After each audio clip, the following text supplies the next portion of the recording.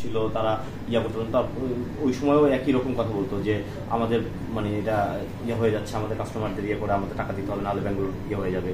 এখনো স্যার এই একই কথা বলছে। তাহলে স্যার এই যে আপনারা বোর্ড চেঞ্জ করলেন, সুশাসন ফিরিয়ে আনলেন, তাহলে আসলে আমরা মানে ইঙ্গিতটা আমরা কি দেখছি? আমরা তো দেখলাম যে ওদিকে আপনার একই রকম ইয়েতে দেখলাম যে আমাদের ইসলামী ব্যাংক, আমরা ওদিকে ইউসিবি ব্যাংক, তারা কিন্তু স্যার যে টাকা দিয়েছে তাদের মোটামুটি যে সুশাসনটা ফিরে আসার যতটুকু ফিরে এসেছে এবং তাতে কিন্তু তারা মোটামুটি ঘুরে দাঁড়াচ্ছে, তাদের কিন্তু আর অর্থটা প্রয়োজন হচ্ছে না। কিন্তু ন্যাশনাল ব্যাংকের এটা কি স্যার ওই যে ইয়ার প্রতি আমাদের আব্দুল আওয়াল মিন্টুর প্রতি যে আমাদের গভর্নর বা আপনাদের যে একটা দুর্বলতা বলেন বা ভীতি বলেন, এইরকম কি কাজ করছে স্যার? নাহলে অন্যদের তো অবস্থা আরো খারাপ, তাদের তো এসআইবিএল এর তো অবস্থা খুব খারাপ, তাদের তো দিচ্ছেন না, তাদের তো বলতেছেন না মূল্যস্ফীতি বেড়ে যাবে, নতুন টাকা ছাপায় দেওয়া যাবে না। স্যার 5ই আগস্টের পরে কেন্দ্রীয় ব্যাংক আর কোনো ভীতিকর পরিস্থিতির মধ্যে কাজ করছে।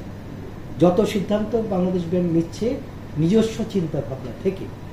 5ই আগস্টের পূর্বে টাকা ছাপিয়ে যে ঋণ দেওয়া হতো বা যে নগদ সহায়তা দেওয়া হয়েছে ব্যাংকগুলিকে, লিকুইডিটি সাপোর্ট, সেটা মূলত ব্যাংকগুলো যাতে তাদের একটা কোটারি স্বার্থ তাদেরকে ঋণ সহায়তা দিতে পারে সিলিং ঊর্ধ্ব, সেই উদ্দেশ্যে।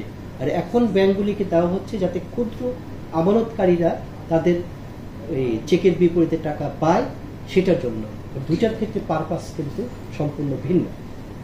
এখন আমরা যেহেতু চাচ্ছি ব্যাংকগুলো ঘুরে দাঁড়াক, অতএব ব্যাংকগুলোর গ্রাহক যখন চেক দেয়, এখন যদি তাদের প্রতিটা চেকে যদি লিকুইডিটির অভাবে ডিসঅনার হয়, তবে তো কোনোভাবেই ব্যাংকগুলির মধ্যে আস্থা ফিরে আসবে না। অতএব এই আস্থাটা যদি থাকে, এই জন্য NBL-কে 1000 টাকা দিয়ে আছে, এর পিছনে কোনো রাজনৈতিক কোনো স্বার্থ জড়িত নেই।